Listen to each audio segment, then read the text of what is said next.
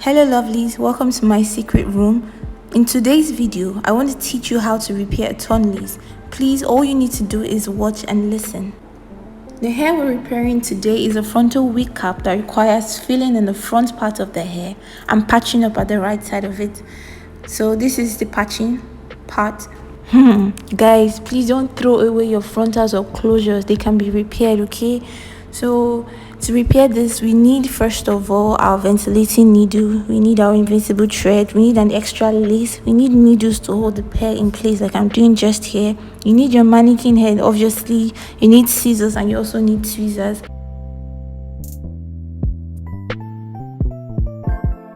So right now what you see me doing is trying to get some hairs out of the edge of the lace in order to allow me to use that part to patch up the closure or to patch up the part that has been torn. I hope that makes sense. So like I said in the beginning, just listen and follow. If my explanation doesn't make sense, just look at what I'm doing, okay? So in this next step, we're cutting off the hairs around the edge of the lace so that it can be easy for us to sew the extra lace that we'll be using to patch up the hair. And this hair, please, I did not throw it away. I kept it one place, okay?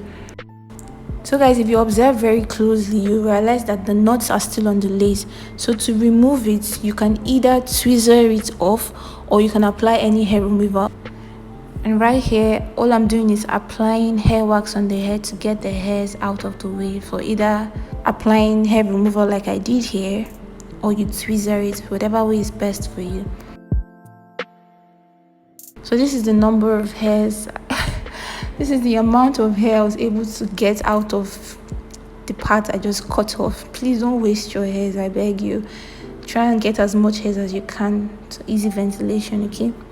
So I went ahead and washed off the hair remover.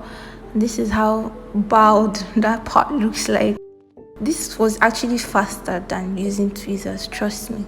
But also be cautious of how you use the hair removal so you don't remove all the hairs from the cap. My love, please go back and lay the wig on the mannequin head, right side facing down. When you're done with that, if you would observe on this frontal, my right side is wider than my left side. So what I did was measure the left side and it gave me 2 1/4. So I tried to get the same measurement on the right side of the wig to make sure that it's aligned and equal on both sides, okay? So when I measured, it gave me 1 1/4. So what I have to add is half. So what you do is you're going to get a net that is within half or more to cover up the whole hair.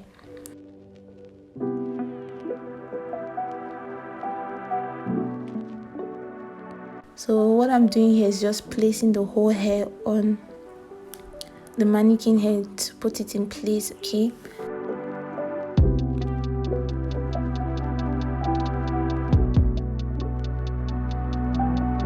Just do it like you see me doing it here. If you did not measure it, you would have thought it was wider. So you see the point of measuring. So now that we're done placing it, this is giving me exactly 2 1/4, just like the other side. So this is the net we're working with. This is normal Swiss lace. You need to use the exact lace that the main frontal comes with when you're doing repairs, okay? Unless the client says they want some other type of lace. Here I'm just trying to place the net vertically to follow the old net pattern, but it wasn't enough, so I turned it horizontally and decided to place it on the head this way.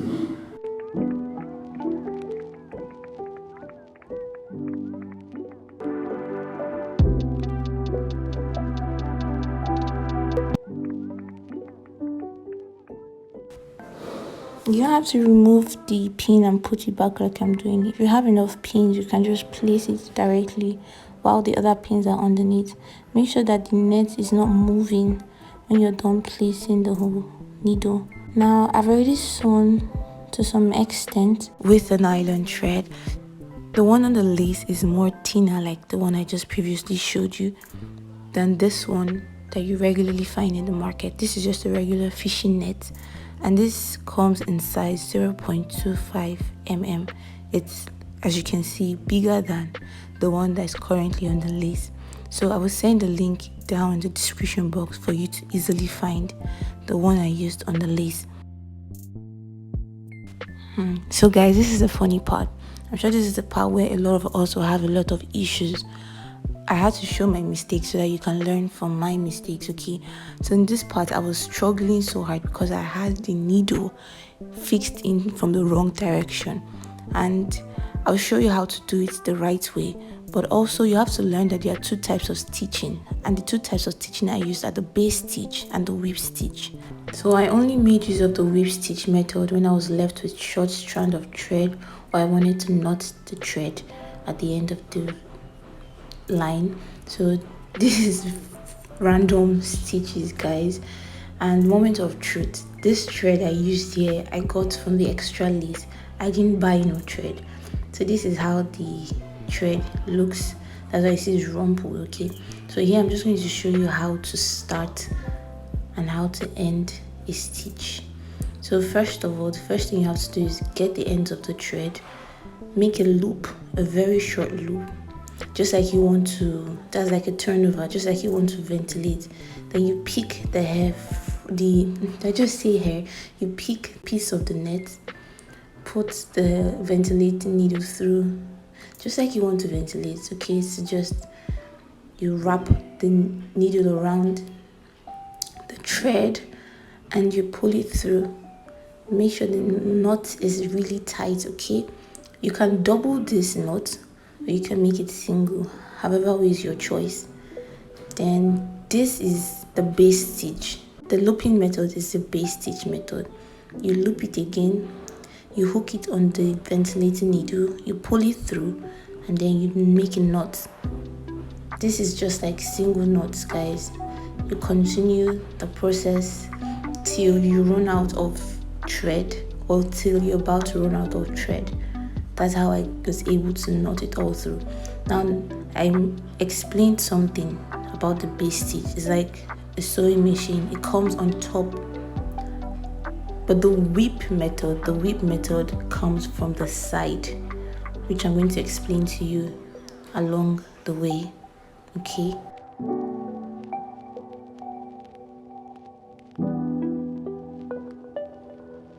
Now my thread is about to finish.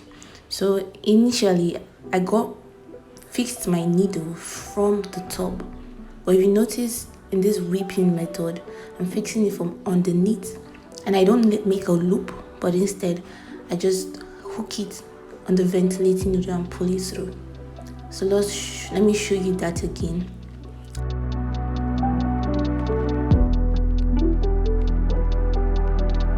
I get the needle, I hook it from underneath the side. I hook it from underneath the side. I wrap the thread around the needle, pull it through. Be careful so you don't rip your net. Pull it through, wrap it like you want to ventilate, and then pull it through. So now the next knot I'm going to be making is the tie knot. That one I'm going to knot it like 3 times to get it to stay. Here you see me doing it. 1, tighten it. 2. That's how you get tight knots, guys. Even when ventilating, that's how you get tight knots. And 3. I hope that makes sense, guys. What's so funny is at some point I felt like the Holy Spirit was directing me on what to do. So this is Holy Spirit inspired, guys. This is exactly how yours should be, or even better.